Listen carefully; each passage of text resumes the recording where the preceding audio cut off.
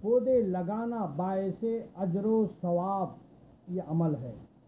حضرت انس بن مالک رضی اللہ تعالی عنہ سے روایت ہے کہ نبی پاک صلی اللہ تعالی علیہ وسلم نے ارشاد فرمایا، جو مسلمان کوئی پودا لگائے اور اس سے کوئی انسان یا جانور کھائے تو پودا لگانے والے کو اس کی وجہ سے صدقے کا ثواب ملے گا۔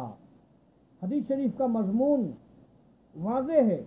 اگر کوئی شخص اپنی یا کسی کی زمین میں اجازت لے کر پودا لگائے، کاشتکاری کرے، شجرکاری کرے، مردہ زمین کو زندہ کر کے اسے سرسبز کر دے، مخلوق خدا کو اسے فائدہ پہنچے، تو اس کا یہ عمل صالح میں شامل ہے۔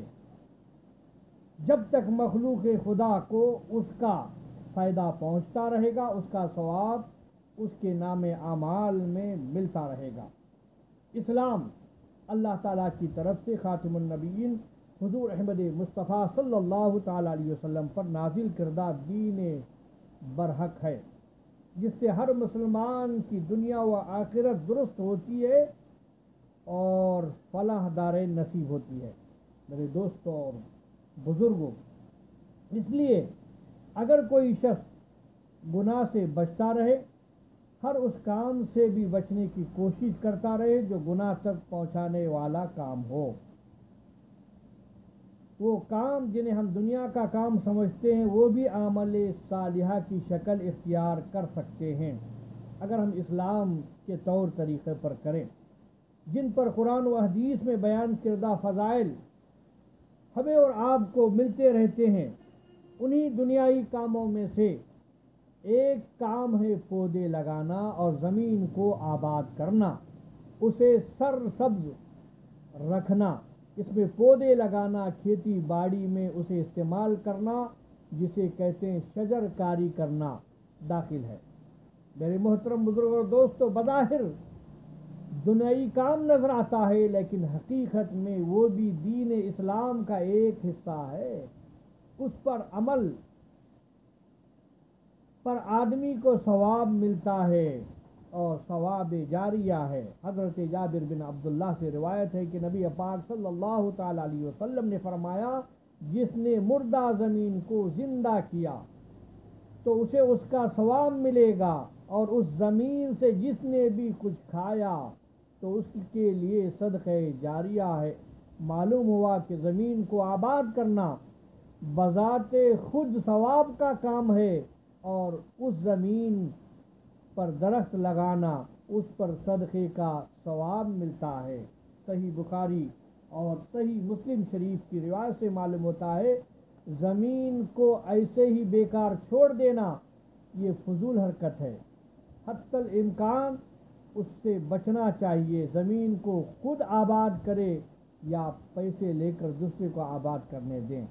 زمین کو بلا کسی نفع کے روکے رکھنا یہ ناپسندیدہ عمل ہے اسلام میں۔ حضرت جابر سے روایت ہے کہ نبی پاک صلی اللہ تعالی علیہ وسلم نے فرمایا، جس کے پاس زمین ہو اسے کاشت کرنی چاہیے، یعنی اپنے بھائی کو مفت دے یا پیسے لے کر دیں۔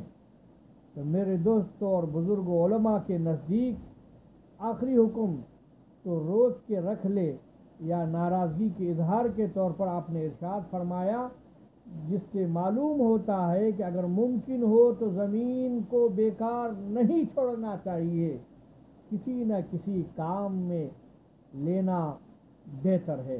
نبی پاک صلی اللہ تعالی وسلم ام المبشر انصاریہ کے باغ میں تشریف لے گئے۔ آپ نے ایک خاتون سے پوچھا، یہ درخت کسی مسلمان نے لگائی ہے یا کافر نے؟ انہوں نے عرض کیا، مسلمان نے۔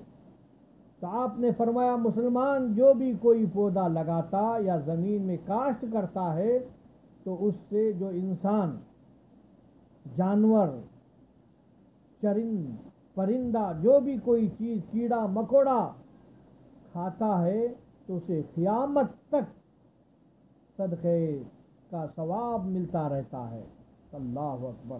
اور پھر دوسری حدیث پاک میں نبی پاک صلی اللہ تعالی علیہ وسلم نے فرمایا، جس نے کوئی عمارت تعمیر کی اگر کوئی بڑی عمارت تعمیر کی، ابھی جیسے کہ ہم لوگ خانقاہ چشتیہ ترکمانیہ کی طرف سے ایک بڑی خانقاہ قائم کرنے کی پلان بنایا ہوا ہے، ہمارا مقصد اور صرف یہی ہے کہ بڑی خانقاہ قائم کیا جائے جس میں لوگوں کی بھلائی ہو، جس میں ہفتہ واری اجتماع ہو، جس میں نماز کا طریقہ، روزہ، زکوٰۃ، حج، قرآن کی تعلیمات دی جائے۔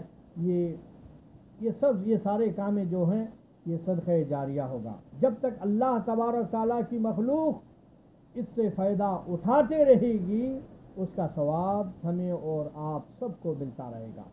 اللہ تبارک تعالیٰ کی بارگاہ میں دعا ہے کہ ہماری اس خانقاہ کو تعمیر کرنے میں اللہ اس کے رسول صلی اللہ تعالی علیہ وسلم کے صدقے میں کامیاب فرمائے۔ ایک شخص دمشق میں حضرت ابو درداء کے پاس سے گزرا،